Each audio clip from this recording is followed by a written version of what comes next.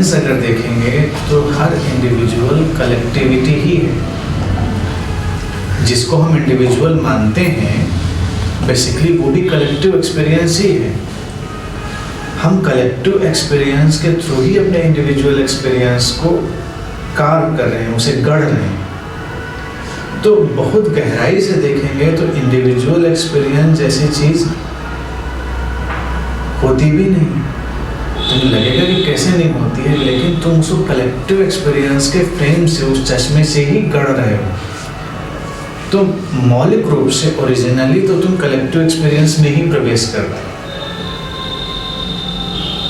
जैसे अगर हम इसको ऐसे कहें कि हम कहें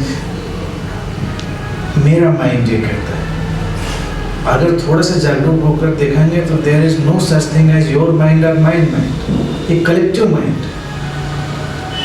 माइंड के बीच से हम भी उन विचारों को टैप कर रहे हैं, दूसरा भी उन विचारों को टैप कर रहे हैं, बस वो इंस्ट्रूमेंटली घट रहे हैं। लेकिन वो चूंकि इस इंस्ट्रूमेंट से घटे इस बॉडी माइंड मैकेनिज्म से, तो मुझे लगता है कि चाहिए मेरा विचार। स्पिरिचुअल व्यक्ति, इसीलिए मैं उसे कहता हूँ जो कभी भी ये नहीं कहता कि ये मेरा विचार है। आमतौर से सारे धार्मिक लोगों का यही झगड़ा है कि ये मेरा विचार है। तुम्हारा विचार कुछ नहीं है। You are simply functioning within a collective field of thought. तो उसी तरह से जो एक्सपीरियंस है वो भी कलेक्टिविटी में ही है।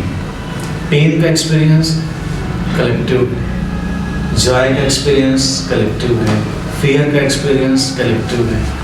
अगर एक कंट्री में तुम इमेजिन करो हम लगातार लोगों को कुछ ऐसा इनपुट देते रहें और कलेक्टिवली उन लोगों के अंदर फियर का जो एक्सपीरियंस है वो धीमा पड़ता रहे, तो इंडिविजुअल भी उस फियर को कम अनुभव करेगा। क्योंकि अब वो जो आएगा उसके अंदर लौट कर वो कलेक्टिव से छनकर जो फिल्टर होकर आएगा, तो उसका जो फियर का एलिमेंट है वो कम हो जाएगा। इसीलिए कलेक्टिवली भी बहुत सारी डेस्टिनी गढ़ी जाती है, बहुत सारी के सारी की सारी।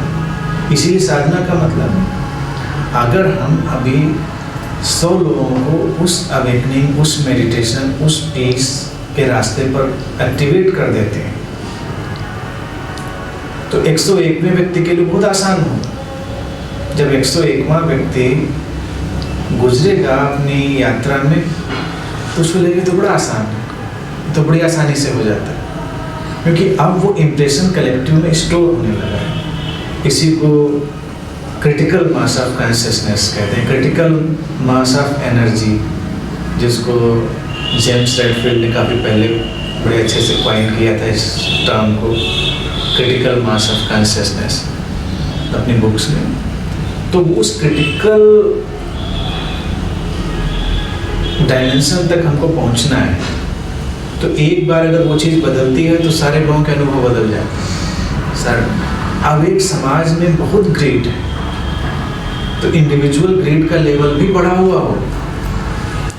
ऐसा नहीं कि इंडिविजुअली सब बड़े ग्रेडी हो गए हैं और धीरे धीरे वो सारे स्तर हम बदल सकते हैं। तो बहुत गहराई से अगर देखेंगे तो इंडिविजुअल एक्सपीरियंस जैसा कुछ भी नहीं।